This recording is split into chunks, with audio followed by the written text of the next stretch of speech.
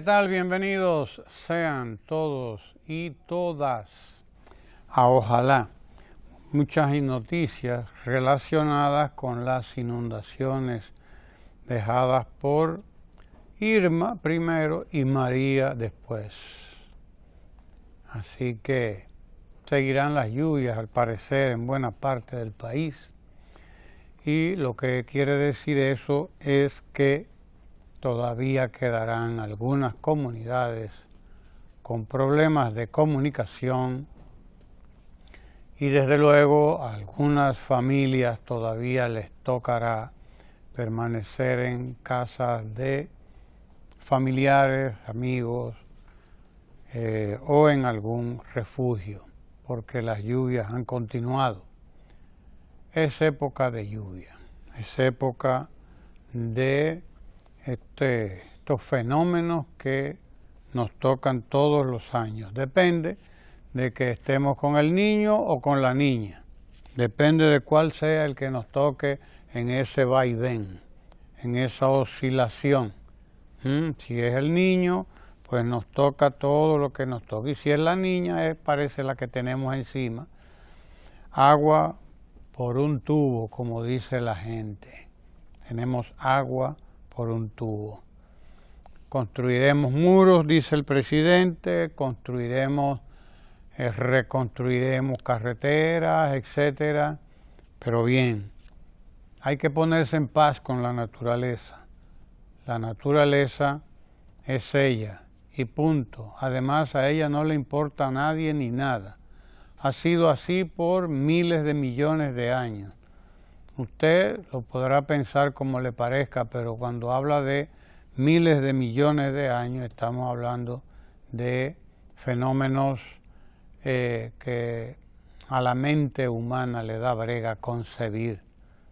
Pero son millones de años los que tiene la naturaleza deconstruida y ella está reconstruyéndose permanentemente, cambiando permanentemente y ahora cambiando a una velocidad dramática fruto de todo el desastre que nosotros hemos hecho, fruto de todo el desastre que hemos hecho.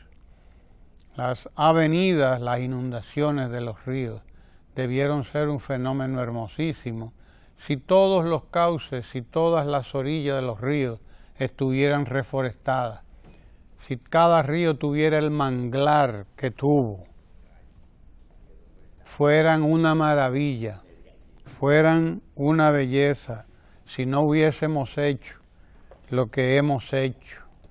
Yo vi hace pocos años un tractor acabando con un manglar por ahí por el este. Aquello daba ganas de llorar.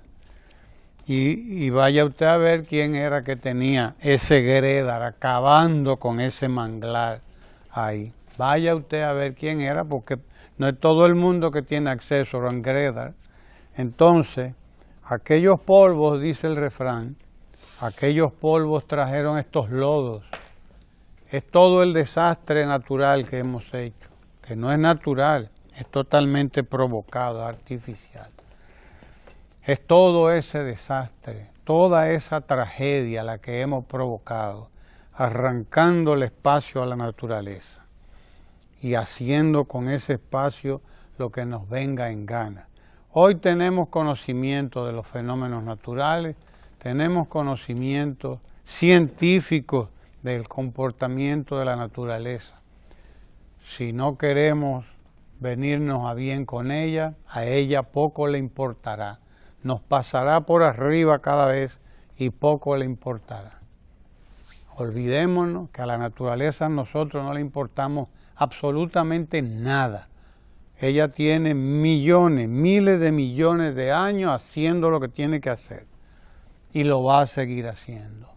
Y nosotros, pues, o la conocemos y nos adaptamos y nos preparamos, o continuamos en el desastre que llevamos y ya veremos a dónde llegaremos. Noticias importantes ayer. Dirán algunos que la noticia más importante fue la del presupuesto, el conocimiento del presupuesto por parte del Consejo de Ministros. Para mí la noticia más importante fue otra. La más importante de ayer es una noticia que da cuenta de que alrededor de 50.000 personas, más de 10.000 familias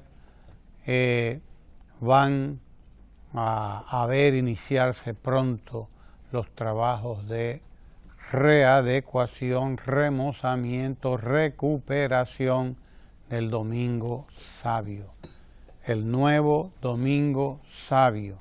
Primero se hizo el trabajo de levantamiento de la información. Hace ya varios meses que se dio a conocer, quizás casi un año, que se dio a conocer que, bueno, se había llevado a cabo ya un trabajo importantísimo de levantamiento de la información relacionada con los guandules, con Guachupita, con Domingo Sabio, y desde luego se comenzaron los trabajos ya con ese levantamiento de información de la población, etcétera. Ahora la naturaleza de esa población, sus intereses, sus necesidades, toda esa información es fundamental para usted comenzar el trabajo que tiene que hacer para llevar mejor vida a más de 10.000 familias. Estamos hablando de una población considerable. Si la nueva Barquita representa alrededor de 2.000 familias, 1.700 y tantas familias, estamos hablando de un proyecto que es 5 veces superior al de la nueva Barquita. Óigalo bien, 5 veces superior. Y estamos hablando de que cerca de 50.000 personas o más estarán siendo impactadas por un proyecto que no solo busca dignificar la vida de esa gente, conectarla a la ciudad, sacarlas de ahí, de la orilla del río, y recuperar toda esa orilla del río con una obra de infraestructura fundamental que se complementa además con todas las plantas de tratamiento que se están construyendo, están siendo construidas por la Corporación de Acueductos y Alcantarillado de Santo Domingo. Unas 8 gigantescas plantas de tratamiento que vienen a unirse a las 2 que fueron construidas para la Barquita, la nueva Barquita, para darle tratamiento a las aguas. Ahí están. Esa es una obra monumental sencillamente, así hay que decirlo. Son 8 o 10 enormes plantas de tratamiento para recoger las aguas de todo ese Santo Domingo Norte, de por ahí arriba, y tratarlas, darles tratamiento antes de que lleguen al río. Así se recupera el río, se dignifica ese río, se remozará toda esa zona. 2.000 familias van a ser trasladadas de ahí. 2.000 familias, es más o menos un poco más de lo que de la cantidad de familias que fueron trasladadas de la vieja Barquita. Más de 2.000 van a ser reubicadas, liberada toda la orilla del río, y ahí se construirá un paseo bellísimo que podrá ser además aprovechado y disfrutado por toda esa gente que no tuvo nunca en su vida un parque, que no tuvo nunca en su vida acceso a algo parecido. Tendrán ahí una orilla del río recuperada, y además estarán conectados con la ONSA, el servicio de autobuses, con el metro y con el teleférico. 3 maneras de acceder, de ponerse en contacto con el centro de la capital, con todas las oficinas del Estado y todas las instituciones para hacer sus diligencias y para hacer y desarrollar su vida como Dios manda, como dice la gente. Esa es la noticia más importante. No es si el presupuesto es un chin más o un chin menos. Es verdad, son como 60.000 millones más. Está bien, magnífico, estupendo, pero a mí me parece que sacar de la indigencia, sacar del abandono a 10.000 familias de ahí, de Domingo Sabio, tiene muchísima más importancia, o tanta importancia, vamos a decir, tanta importancia como aprobar un presupuesto que ya empiezan a cuestionarlo porque dice que tiene un déficit de 2.2%. Vaya usted a ver, nosotros que nos hemos manejado con déficit de 7 y del 8%, y cuando los gobiernos podían utilizar la maquinita de imprimir pesos, aquello había que verlo, aquello daba ganas de llorar porque el único que se preocupaba era Juan Bosch, que sabía entonces lo que significaba la emisión de dinero inorgánico. Ahora estamos hablando de presupuestos hechos con todas las de la ley y de déficit de 2%, no de 8%, no del 7%, no del 10%, como llegaron a manejarse déficit aquí, rumbo al equilibrio presupuestario, rumbo al equilibrio en todo lo que tiene que ver con el manejo del presupuesto y rumbo a la eficiencia y a la eficacia en el manejo de los recursos, porque a dónde van esos recursos precisamente todo el mundo lo ve. Todo el mundo lo ve porque eso está publicado ahí en la página de internet de la presidencia y de todas las instituciones. Quien quiera fiscalizar el presupuesto no tiene que andar zancajeando a nadie ya. No tiene que andar zancajeando a este o aquel funcionario o irse aquí o allí porque lo tiene en internet, que entre y que vea. Que entre y que vea cómo se trabaja con el presupuesto y que vea que el presupuesto sirve para sacar de la miseria a toda esa gente que estaba antes en la vieja barquita, que vive hoy en un lugar digno, seco, limpio, limpio y además con amplios espacios para sus hijos y sus hijas, con estancias infantiles para los chiquitines, con escuela básica y media para los jóvenes, en jornada escolar de tanda extendida, además con desayuno, comida y merienda. Así se distribuye y así se invierte en la República Dominicana.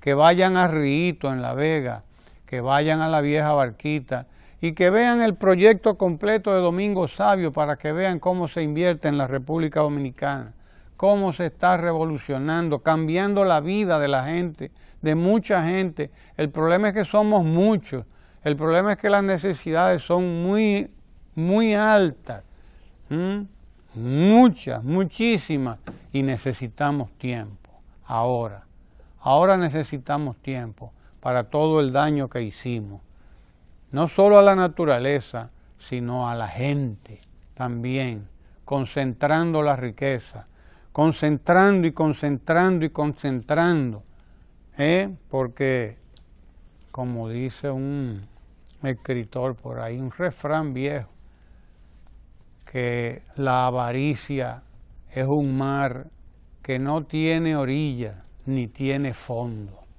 Dice, la avaricia es un mar que no tiene orilla ni fondo, dice un viejo proverbio chino que anda por ahí. Así es la avaricia. Fuimos concentrando riqueza y hay grupos que lo que viven es de eso, de concentrar y de concentrar riqueza y de buscarle la vuelta para no pagar impuestos, para no tributar, para no dar lo que tienen que dar, para que el gobierno continúe haciendo lo que está haciendo, para sacar miles y miles y miles de familias del atolladero a donde fueron a dar, con el modelo económico que nos gastamos hasta hace poco tiempo. Esa es la noticia importante para mí, que alrededor de 50.000 personas, más de 10.000 familias van a ser reivindicadas ahí en ese nuevo Domingo Sabio. ¿Parece a mí?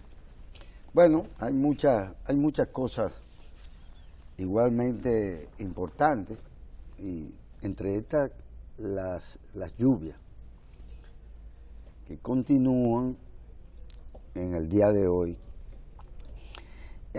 coincidiendo aparentemente con la llegada de los llamados polvos de Sahara, que trae también preocupados a mucha gente. Algo que se supone ha venido aconteciendo repetidamente cada año, ¿verdad? Óigame, el Sahara está mandando polvos para acá. Pero, hace muchos, miles de años. Pero hay gente que lo está descubriendo ahora. Sí, bueno, sí, lo estamos descubriendo ahora, porque por primera vez, por una cosa como esta, a la cual no se han referido, por ejemplo, las autoridades de salud pública, por así decirlo. Bueno, pues hay especialistas en esta materia, como una neumóloga, que explica cosas interesantísimas. Dice ella, los problemas de salud que pueda provocar el polvo del Sahara en el territorio dominicano se pueden evitar con una buena hidratación, así como tratar de evadir lugares concentrados. Yo pienso que podemos hacer un ejercicio colectivo, ¿verdad? Y yo supongo que como está lloviendo, quizás los efectos son menores también. No, es posible. Es posible, ¿verdad? Claro, se precipita el polvo. Ella dice que a la llegada del polvo, como hay que hacer, como son la solubilidad que tenga, el tamaño de la partícula, la concentración y el tiempo que tenga la persona expuesta a ella. Las finas partículas de polvo pueden causar problemas oculares, problemas de la piel, alergias respiratorias y otras afecciones, así como aumento de las temperaturas. Y bueno, dice la doctora Alma Bobadilla, neumóloga del Hospital Padre Villini, siempre hay que tratar de que haya una buena aireación. Ahora bien, el que ya tiene patología de base debe cuidarse más que otros porque puede provocar una situación aguda.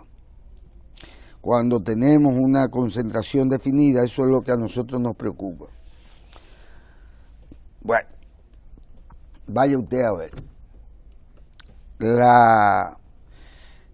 El polvo del Sahara la definen como es una capa de la atmósfera intensa, seca y cálida que recubre el más fresco y húmedo aire de la superficie del océano Atlántico. Y de acuerdo a los pronósticos, la nube gigante de polvo del Sahara llegará a territorio nacional, nada más y nada menos que este martes, y afectará por 5 días. Me lo estoy tomando un poco a chiste, pero se trata aparentemente de un fenómeno con una cierta particularidad en esta ocasión, Ramón, porque nunca se había llamado tanto la atención. ¿O esto sucede cada cuánto tiempo es que se produce la nube esta? Sí, yo lo estoy viendo. ¿Cada cuánto tiempo se llega a ese polvo? Usted dice que siempre, pero... Sí, hombre, eso llega cada rato. Cada rato. Al año, varias veces. Oh, pero claro. Sí, varias veces al año. Eso es lo que los árabes llaman la calima. La calima, que son esas nubes de polvo en el desierto, que las corrientes atmosféricas van esparciendo, van expandiendo y van llegando con mayor o menor intensidad a cada sitio. Y bueno, los científicos sabrán cuánta cosa nos ha llegado a nosotros del Sahara y de todos esos sitios. Con esa calima en todos miles de años. Después de sus, plantas, semillas. 70 años ya usted estaría muerto, ¿verdad? Si eso matara. Si eso matara, Ramón. Bueno, pero ese es un tema. Ese es un tema, el tema de los polvos del Sahara. Ya ustedes saben, airense, Es la recomendación de los neumólogos frente a este tema. Hay otro tema que está asociado al presupuesto para el 2018 y es el énfasis que se ha dicho se hará en el sector salud. Porque, y de alguna manera también, o la gente no entiende lo que está verdaderamente aconteciendo en materia de salud pública, o no está bien comunicado desde el sector salud pública lo que se está haciendo. Porque para decirle algo, don Ramón, por ejemplo, y si no, alguien tendría que simplemente desmentirlo. Y yo me imagino que si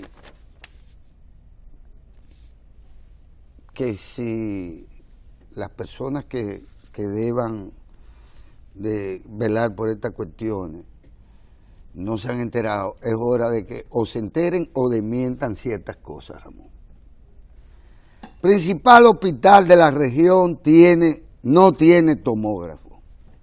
Y esto es en Santiago. Principal hospital de la región no tiene tomógrafo. Eso no es ni una clínica privada. Porque sí, la tomografía ya es una cuestión esencial para la fase de diagnóstico, que uno sepa. O es mentira, o alguien no se está ocupando. Así es. Yo lo lamento, es así. O es mentira o alguien no se está ocupando. Ellos dicen, y esto lo dice la señora Lourdes, los pacientes se quejan de que las imágenes craneales del cerebro y la vista no se realizan en este centro de salud, aunque el médico las indique, por lo que deben recurrir a colaboración de la familia o algún préstamo para poder realizarse estos estudios en una clínica privada. Lourdes María González, de 64 años, indicó que cada vez que debe ir al hospital Cabral Ibáez, arriesga su vida al salir de su comunidad en Yásica Abajo de Puerto Plata, ya que sale a las 4 de la mañana, pero que cuando llega al hospital no pueden realizarle los estudios de la vista que indicó el doctor. La señora González manifestó que sufre de catarata en su ojos, y un par de gente más. Pasa que el Cabral Ibáez está en proceso de reconstrucción. Bueno, entonces alguien tiene que salir y decirlo. Quizás me imagino que tendrá que ver sí, con porque yo recuerdo perfectamente remodelación al presidente de la República en el Cabral Ibáez. Será un novísimo hospital. Entonces alguien tiene que salir y poder decirlo. Áreas, quizás la del tomógrafo aún no está rehabilitada. Pero han inaugurado muchísimos centros de diagnóstico en el país. ¿Cómo es posible que en un hospital importante que el tema sea que no hay tomógrafo? Alguien tiene que resolver. Alguien tiene que responder a eso. Porque puede ser que esto sea simple y sencillamente una cosa inventada. Y uno, como tiene que depender un poco de las revistas comerciales, pues tendría que consumirlo como tal. Hay temas, Ramón, que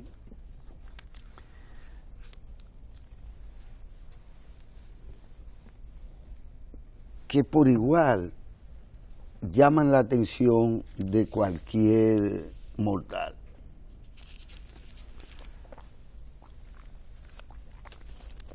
Y quiero referirme solo por arriba. Ya sabemos que Donald Trump tiene al mundo en vilo después de su amenaza de destrucción total de Corea.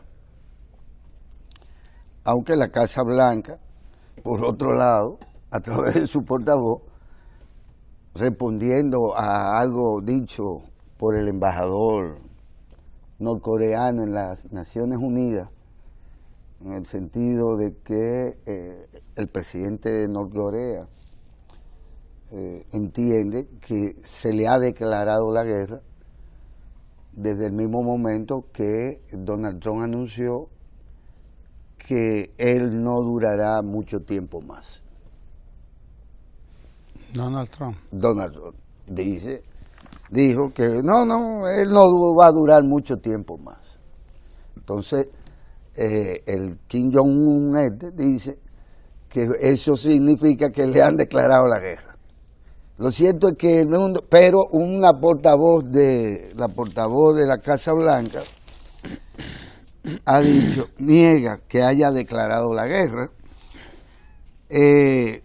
a Corea, y advirtió que Pyongyang no tiene derecho a disparar contra sus aviones si se encuentran sobre aguas internacionales. Absolutamente cierto, ¿verdad? No hemos declarado la guerra a Corea del Norte y francamente sugerir eso es absurdo. ¿Dice quién? La portadora Sarah Sanders en una conferencia de prensa. Decía, todo este calceo en realidad es un absurdo.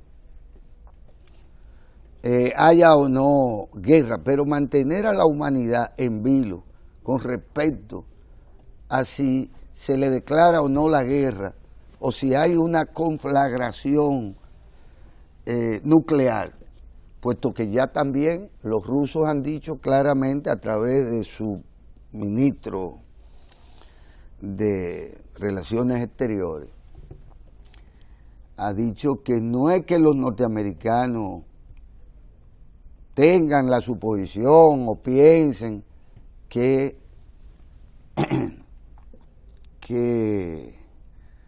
Corea tiene armas nucleares. No, que ellos están seguros de que Corea tiene las armas nucleares. O sea, más claro de ahí no canta un gallo, porque eso quiere decir que Rusia sabe, y que lo sabe China, y que lo sabe el mundo, porque después que lo saben tantos chinos, y lo saben tantos rusos, lo sabe el mundo. Saben que Corea tiene armas nucleares. Entonces estamos ciertamente ante un peligro, porque tendría uno que suponer, y aquí mezclo las ideas sobre los polvos del Sahara, que si estos son estos polvos que están preocupando a cierta gente, que se supone que continuamente llegan por aquí, imagínense ustedes lo que puede significar para la humanidad que se desate un conflicto nuclear que terminará de producirse, terminará afectando e involucrando a naciones tales como China, como Rusia, como Japón, como Corea del Sur y los propios Estados Unidos, que dicen sentirse amenazados precisamente por la carrera armamentista o nuclear de Norcorea. ¿Por qué preocuparnos por esto? Bueno, porque hay un contexto internacional que uno pensaba que no era propio de la época, pero que vuelve de alguna manera a acontecer. Parece una historia ya cíclica que nos pone hoy de cara o más cerca a un conflicto bélico de esta magnitud, como no sucedía desde precisamente la guerra de Corea, que fue la última gran conflagración en la que se involucraron dos potencias como Estados Unidos, China y los propios coreanos. Y esto tiene que ver por igual entonces con el tema medioambiental, con el tema del cambio climático.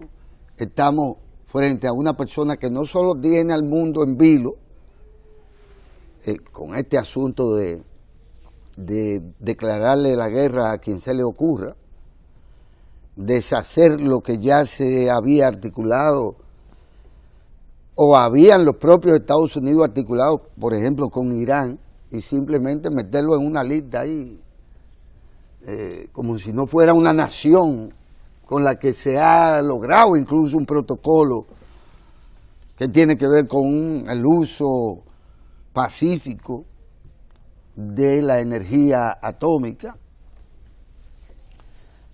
a la que se le da en los países europeos, en algunos, y no en todos, y en Estados Unidos, como en cualquier otro lugar.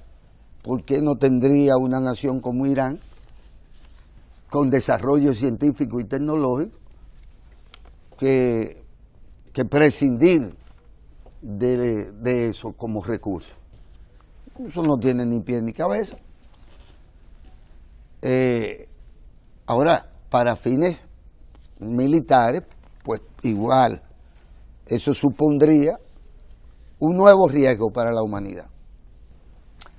Y digo nuevo, un nuevo, pero que está ahí dado, porque cuando usted ve a dos potencias y el conflicto entre ellas, de Cachemira y la India, usted sabe que son potencias nucleares también.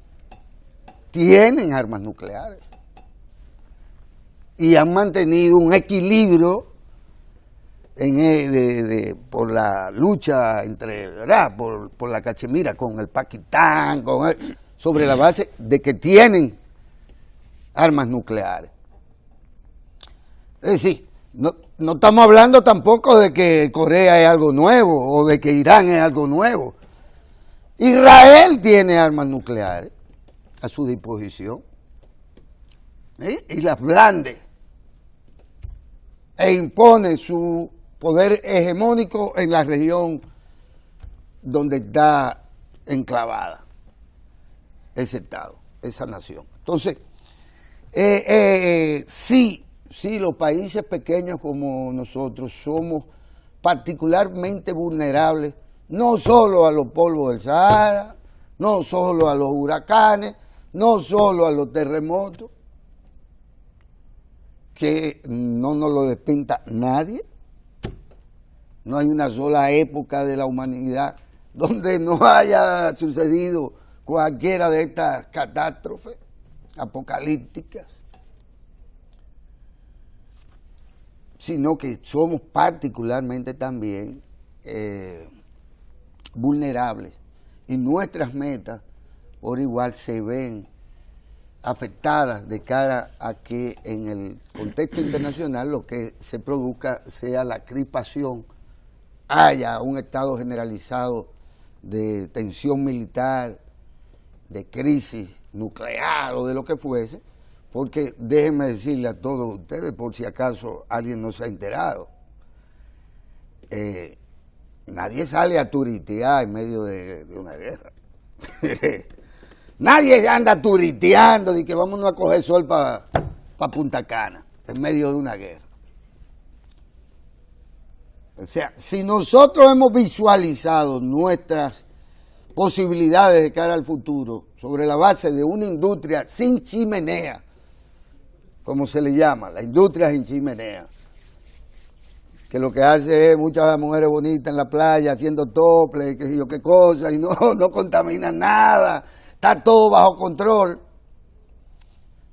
Nosotros tenemos que buscar la manera de que el clima que permite que esa inversión que se ha hecho y se hace, y esa meta de traer más turistas, la garanticemos sobre la base de un clima que le permita a la gente salir a turistear sin el riesgo de que conlleva una guerra que uno podría decir, bueno, ahí estalla, pero usted posiblemente no sabe dónde termine, porque esa es la realidad.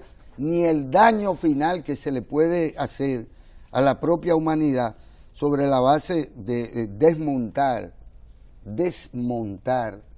todo lo que ha permitido, todo el sistema de relaciones internacionales que ha permitido que aún con el peso determinante de la superpotencia, aún con eso, ha permitido que el lenguaje de la diplomacia, que el lenguaje del entendimiento, de la negociación pacífica de los conflictos, que el lenguaje de, por encima de todo, tener la paz como meta, que es la función básica, si se quiere, de los grandes organismos internacionales, que es preservar precisamente a través de un tinglado institucional del que participan todos y al que aportan todos, todas las naciones y los gobiernos,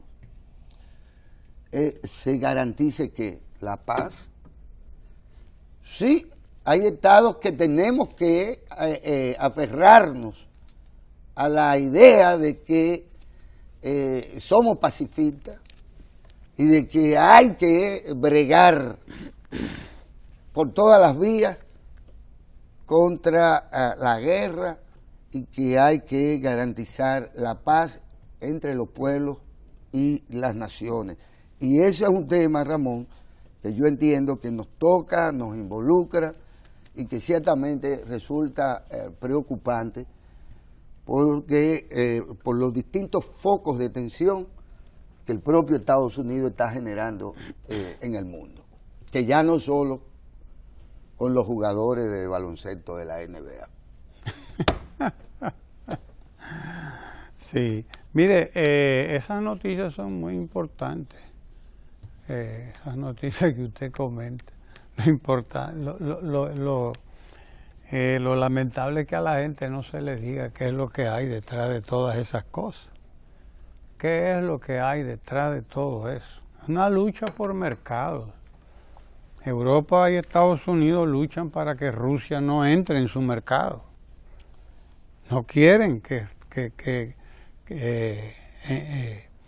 Rusia y China sean lo que son, potencias industriales, potencias capitalistas ya. Antes el problema era que Rusia era comunista y era el cuco de la humanidad. Ese era un cuco y con eso se le metía miedo a todo el mundo y con eso Estados Unidos justificó todo lo que pudo justificar, todos los golpes de Estado que pudo dar, todas las intervenciones que pudo, todo era contra el comunismo. Ahora Rusia ya no es una potencia comunista, ahora Rusia es una potencia capitalista, con un desarrollo industrial, que aquello hay que verlo, un desarrollo científico, que aquello hay que verlo, señores, compitiendo con Alemania, con Japón, con Estados Unidos, en desarrollo científico, porque además era un país con un enorme desarrollo científico. Lo que trataron fue de dividirlo en 80.000 pedazos, y es verdad que a la Unión Soviética la dividieron en 80 pedazos, pero quedó una república federada rusa, que es lo fundamental de todo lo que fue la Unión de Repúblicas Socialistas Soviéticas, y es una bendita potencia, como dice usted, en términos de recursos naturales, en términos de recursos humanos, en términos de recursos científicos, y que está lista para competir en buena lid con toda la potencia capitalista. Y la Unión Europea, que debió haberle dado ingresos, porque Rusia es parte de Europa, al fin y al cabo, no le ha dado ingreso a Rusia, porque si le da ingreso a Rusia en la Unión Europea, es un lío también, o sea, es una competencia grande. Y es una competencia por recursos, y una competencia por mercado, detrás de todo ese paviento que usted ve que hay ahí, que Donald Trump no entiende, porque él lo que es un gran especulador. Él no es un político, él es un especulador metido ahí a especular, precisamente a hacer negocios. Eso es lo que ha sido toda la vida un negociante, no ha sido más nada. Y con criterio de negociante quiere manejar la geopolítica, y eso es una barbaridad. E indica no solamente esa barbaridad, indica la decadencia en la que está ese país, porque eso es una decadencia visible, que nos cuesta muy cara a todos nosotros, claro, nos va a costar carísima, pero es decadencia lo que se ve ahí, volviendo a imponer sanciones como las que se impusieron contra Cuba, o reviviendo las sanciones que ya Obama estaba quitando a Rusia, porque ya Obama incluso había viajado a Cuba, en este caso, a Cuba.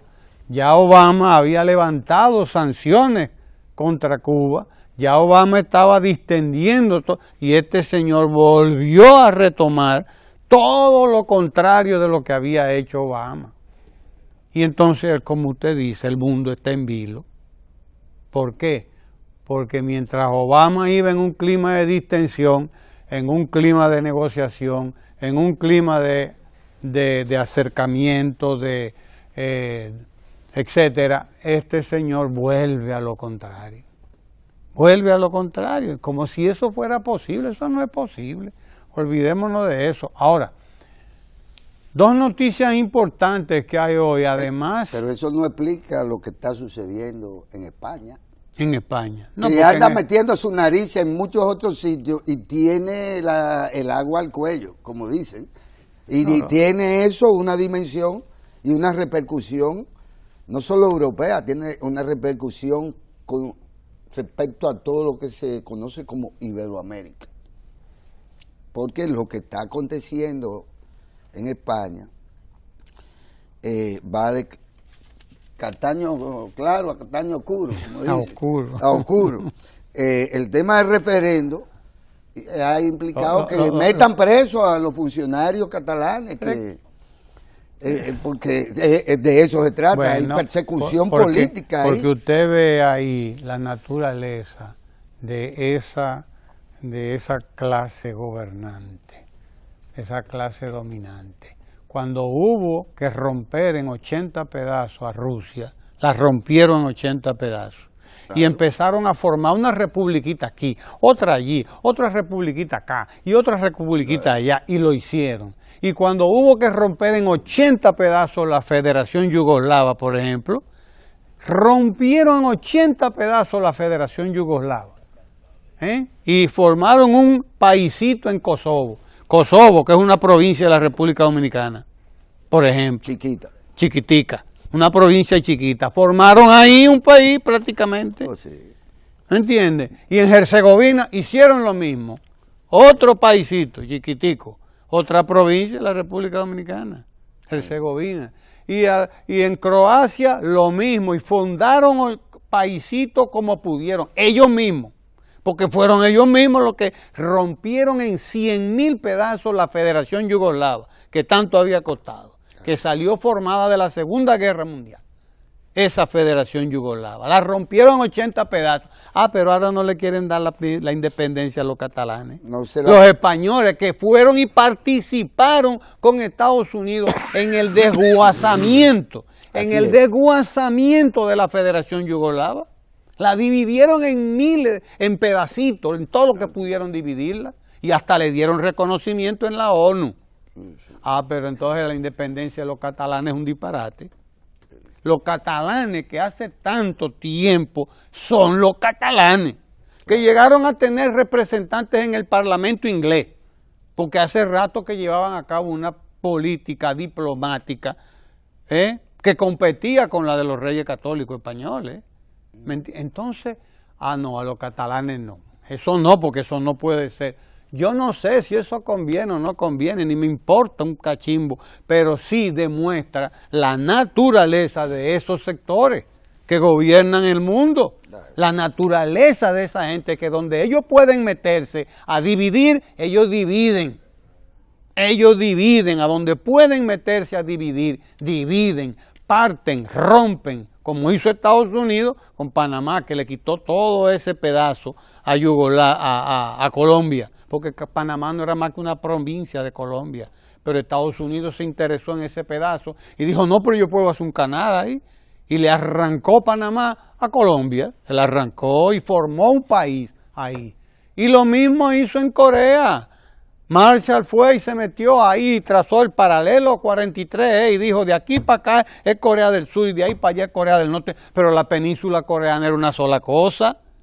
Era una sola cosa y la dividieron en dos y querían hacer lo mismo con Vietnam. Pero Ho Chi Minh se metió en medio y dijo, no, no puede haber dos Vietnam, habrá un solo Vietnam. Sí, y se lo impidió, ¿me entiendes? Y así son. Pero ya lo había hecho su santa iglesia. Así. No lo había hecho. ¿Cómo se dividieron América? ¿Cómo dividieron América? No fue exactamente del mismo modo.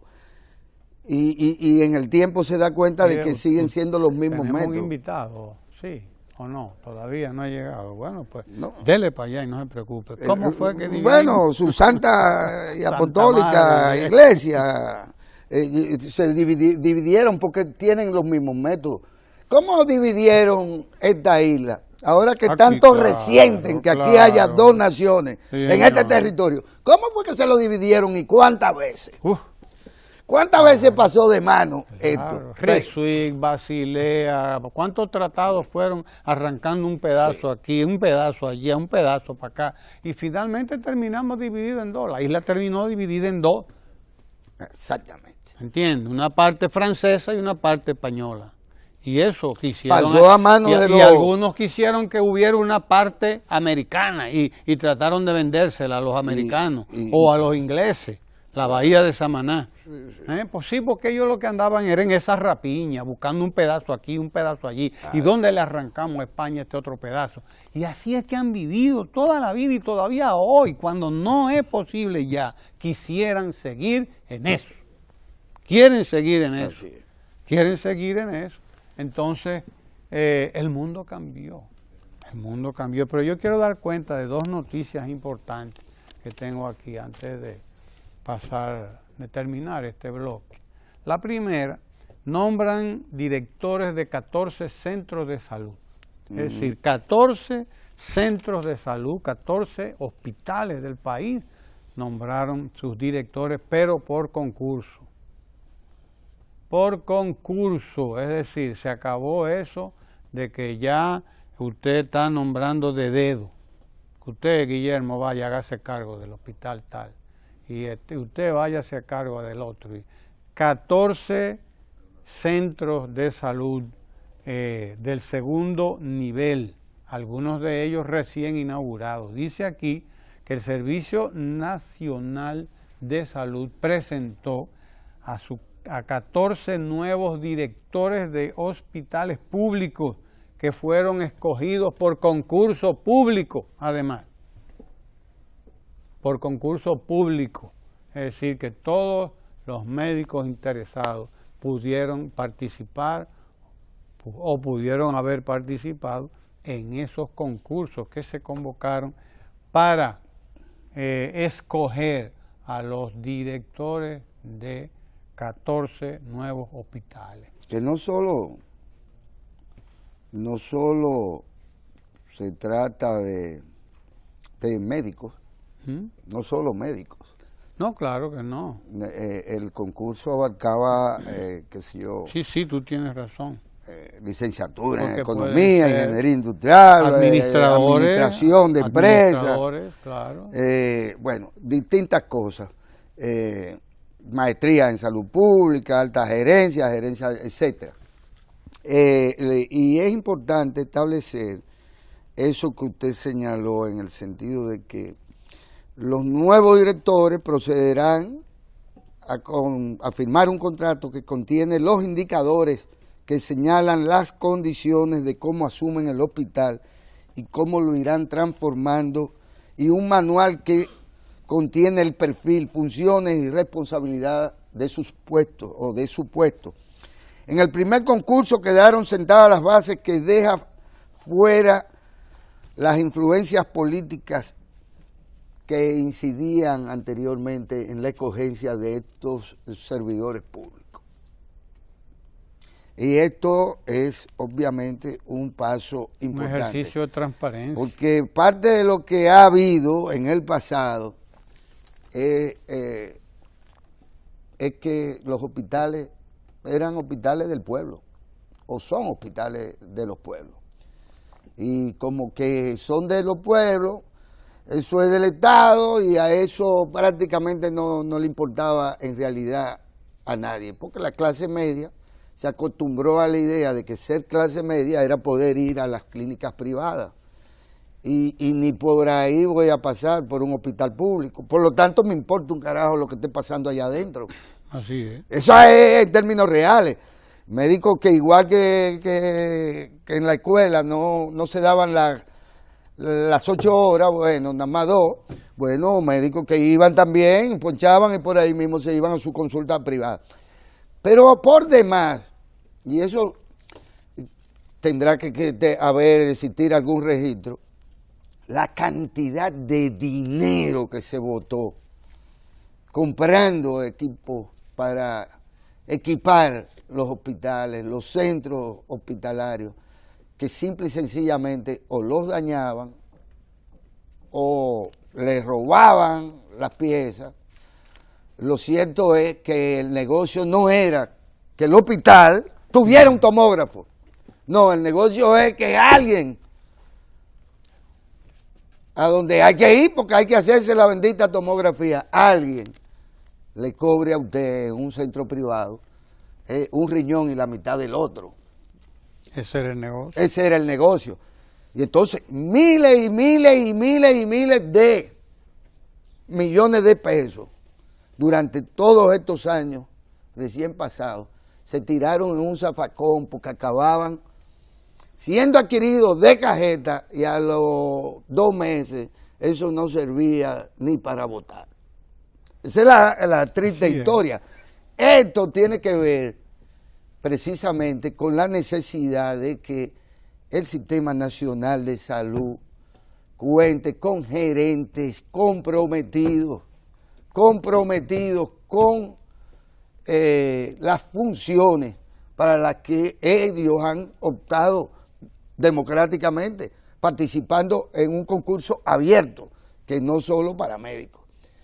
Y porque una cosa es la dirección científica de un centro hospitalario, que bien puede ser el Dr. House, y otra cosa es el administrador del negocio de los hospitales. O sea, también se tocaron ideas y se inventaron cosas como esa, como la que tenía que ser para ser un buen gerente de un hospital, tenía que ser médico. Bueno, pero usted es muy buen ginecólogo, eso no quiere decir que usted tenga por qué ser el administrador del centro hospitalario, si usted no tiene el perfil para ello. Porque los hospitales cada vez más son empresas muy complejas. Claro, pudiendo ser un gran especialista de su área. Claro. Bien pago, aportando al desarrollo científico en esa área. Claro. ¿Por qué tiene usted que ser el administrador de todo el... ¿Me entiende? Pero mire, hay un llamado a manifestación de interés también. Y esa es otra noticia importante relacionada con la otra, precisamente, aunque no en el orden de la salud. El Fideicomiso para la Construcción de Viviendas de Bajo Costo República Dominicana llama a los interesados, dice, a manifestación de interés, para las empresas que quieran participar como administradoras en la ciudad Juan Bosch. La ciudad Juan Bosch, ustedes recuerdan que es un proyecto de 25.000 viviendas, en las cuales ya hay más de 500 familias viviendo, y por lo tanto hay que buscarle una administración a eso, buscarle una administración, pero no es una sola compañía, debe haber una cantidad de administradoras de complejos residenciales. Pero eso se está haciendo llamando a concursos, llamando a las empresas a presentar su manifestación de interés, como dice aquí. ¿Me entienden? Entonces, bueno, ahí está el anuncio, lo firma la ingeniera Elena Ciccone, que es la directora ejecutiva de Ciudad Juan Bosch. Y son manifestaciones de que la sociedad dominicana está cambiando y de que se está haciendo y se hacen las cosas con mucho más transparencia que en el pasado. Nosotros podemos continuar después comentando un poco este proceso de modernización, de transparentación de los procesos estatales,